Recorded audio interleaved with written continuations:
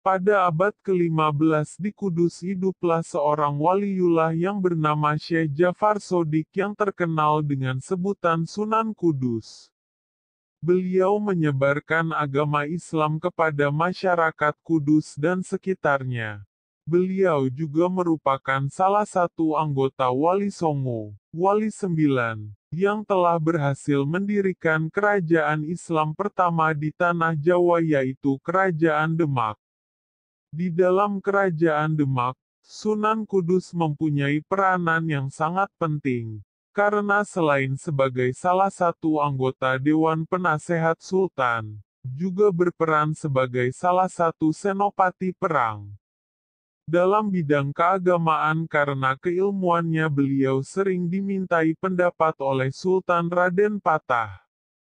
Pada suatu hari Sunan Kudus mendapat undangan dari Sultan Raden Patah. Dari pertemuan tersebut ternyata Sunan mendapat kepercayaan untuk memimpin jamaah haji ke Mekah dan Madinah. Agar proses belajar mengajar di pesantren Kudus selama ditinggal tetap berjalan, maka Sunan Kudus menunjuk putranya yang bernama Amir Hasan untuk memimpinnya. Tetapi apa yang terjadi? Setelah Sunan Kudus berangkat naik haji, para santri tidak diajari masalah agama, justru diajak bermain gamelan. Setelah Sunan Kudus kembali pulang dari menunaikan ibadah haji, para santri melaporkan tindakan Amir Hasan selama tidak ada sang Sunan. Sunan Kudus amat murka. Beliau menganggap Amir Hasan telah melupakan nasihat orang tua dan agama. Akhirnya Amir Hasan diusir dari Panti Kudus. Dengan perasaan sedih dan berdosa Amir Hasan kemudian meninggalkan tanah kelahirannya menuju rumah bibinya, Dewi Sujinah, istri dari Sunan Muria di Gunung Muria. Dia menetap beberapa bulan di Muria. Sunan Muria sangat senang menerima keponakannya itu, bahkan mengangkat Amir Hasan sebagai murid sekaligus puteranya. Amir Hasan diangkat sebagai anak angkat. Setiap hari, dia dididik dengan ilmu agama dan kesaktian, sehingga tumbuhlah ia menjadi pemuda yang alim dan berilmu tinggi.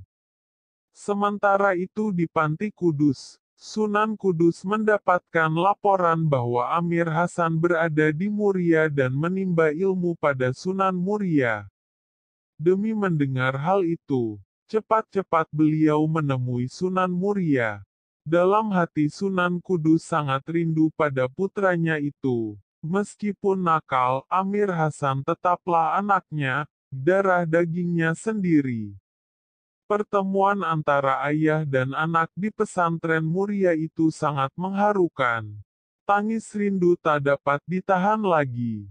Keduanya saling memaafkan. Kemudian Sunan Kudus kembali lagi ke Kudus, sedang Amir Hasan masih tinggal di Muria.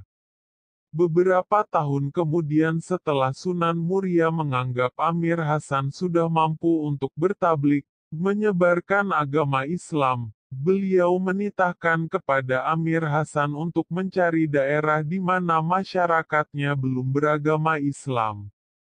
Pada saat pelepasan, Sunan Muria mengundang Sunan Kudus ke pesantren Muria.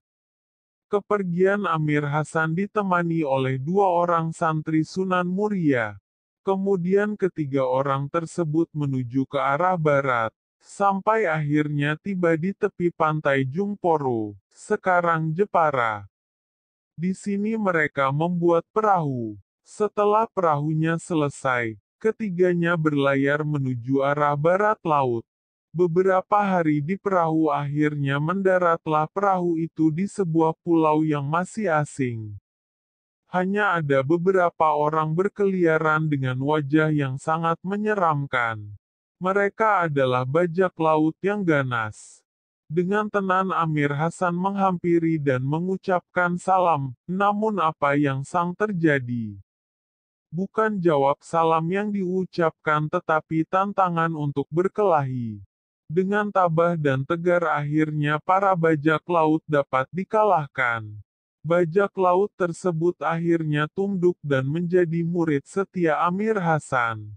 Untuk mengenang peristiwa itu, maka Amir Hasan menamakan tempat tersebut dengan nama Legon Bajak. Di pulau yang baru ini Amir Hasan bertemu dengan pamannya, Datuk Danajaya. Kemudian Amir Hasan menyuruh kedua temannya kembali ke Muria untuk melaporkan kepada Sunan Muria tentang tempat keberadaannya sekarang. Singkat cerita akhirnya berita tentang keberadaan Amir Hasan sampai ke Muria. Betapa senangnya Sunan tentang tempat keberadaannya sekarang. Singkat cerita akhirnya berita tentang keberadaan Amir Hasan sampai ke Muria. Betapa senangnya Sunan Muria mendengar berita tersebut. Kemudian Sunan Muria meminta tolong para santri untuk menunjukkan kepulauan tempat Amir Hasan sekarang. Ono ngendi papan dununge putraku Amir Hasan saiki, hei santriku, cobo duduke ingsun, kata Sunan Muria. Wonten mereka Kanjeng Sunan, sahut santri sambil menunjuk sebuah pulau yang terletak di tengah laut. Pulone kok adoh banget, tapir sani we kremun-kremun saka Jawa kene. Oh matura marang putraku Amir Hasan papan dununge putraku kuwi ta jenengke Karimun Jawa sing ateges kremun-kremun saka Jawa. Lan Karimun Jawa ateges pulo kang mulia ing Laut Jawa. Muga-muga we putraku Amir Hasan bisa nyeyarno agama Islam lan mulia uripe ana tanah mau. Ada di mana tempat tinggalnya putraku Amir Hasan coba tunjukkan padaku, kata Sunan Muria. Ada di sana Kanjeng Sunan, kata santri sambil menunjuk pada pulau yang terletak di tengah laut. Loh, pulaunya kok jauh sekali. Saya lihat dari sini kok samar-samar dari Jawa ini. Oh, beritahu kepada putraku Amir Hasan. Kalau pulau tempat tinggalnya saya namakan Karimun Jawa yang berarti samar-samar dari Jawa. Dan Karimun Jawa juga punya arti yang mulia di Laut Jawa. Semoga saja putraku Amir Hasan bisa menyiarkan agama Islam dengan baik dan mulia hidupnya berada di tanah Karimun Jawa.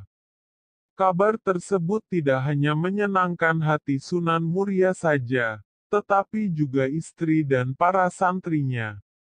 Kemudian sepasang suami istri itu berangkat menuju Kudus bersama kedua santri untuk menyampaikan berita gembira. Betapa gembira Sunan Kudus dan istri mendengar berita itu. Akhirnya sebagai ungkapan rasa kegembiraannya Sunan Kudus mengirimkan sebuah mustaka, puncak bangunan masjid, kepada Amir Hasan. Setelah itu Sunan Muria bersama rombongan kembali lagi ke Muria. Sebelum kedua santri kembali ke Karimun Jawa, Sunan Muria mengirimkan sebuah mustaka pula kepada Amir Hasan. Dengan demikian Amir Hasan mendapat dua mustaka. Sedangkan Dewi Sujinah, istri Sunan Muria menirimi sekepal nasi beserta lauk pauk yang sangat disukai Amir Hasan yakni pecel ikan lele, pepesan siput, besusul, bahasa Jawa, satu buah nangka besar dan seunting padi.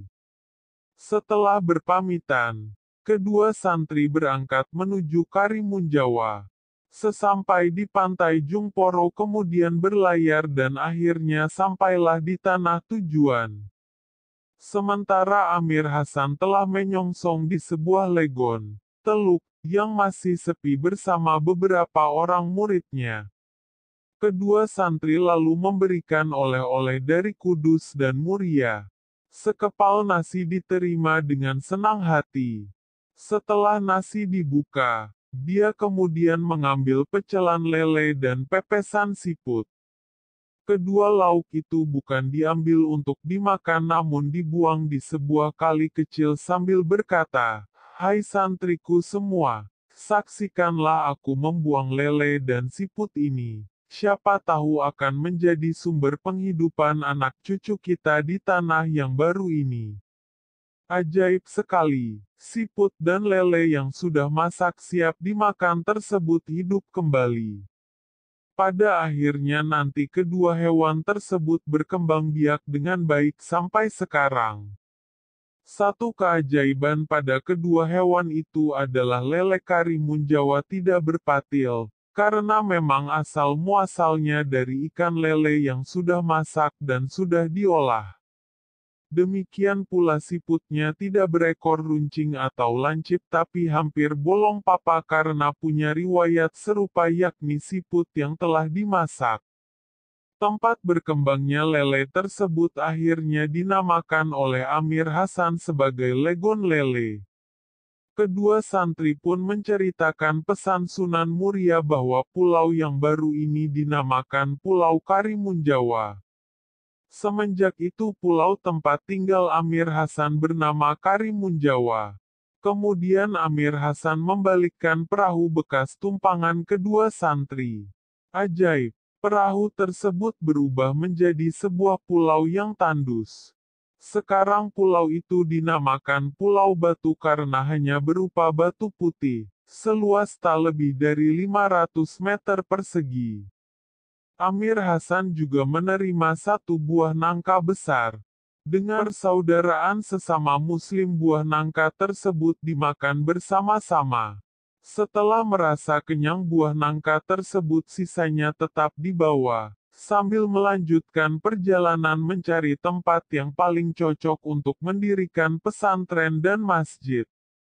Sambil berjalan sesekali santri ada yang memakan buah nangka, hingga sampailah di suatu tempat yang tinggi, teduh, dan dekat sumber air. Amir Hasan melihat tempat itu sangat cocok. Akhirnya diputuskan tempat tersebut sebagai pesantren di Karimun Jawa. Pada saat istirahat beliau tanya kepada santri tentang buah kesayangannya, nangka. Hai santriku apa masih ada? Bawa sini saya mau memakannya. Santri yang membawa buah nangka menyahut, nangkanya tinggal satu nyamplung. Satu isi sama dengan beton. Bahasa Jawa, saja Kanjeng Guru. Amir Hasan menjawab, oh kalau begitu ingatlah wahai muridku semua. Tempat yang baru ini saya namakan Dusun Nyamplungan. Semenjak itulah beliau bersama santri-santrinya hidup dan mendalami ilmu agama. Santrinya semakin banyak mulai dari rakyat jelata maupun bekas bajak laut. Karena kedudukannya di Dusun Nyamplungan, beliau terkenal dengan sebutan Sunan Nyamplungan.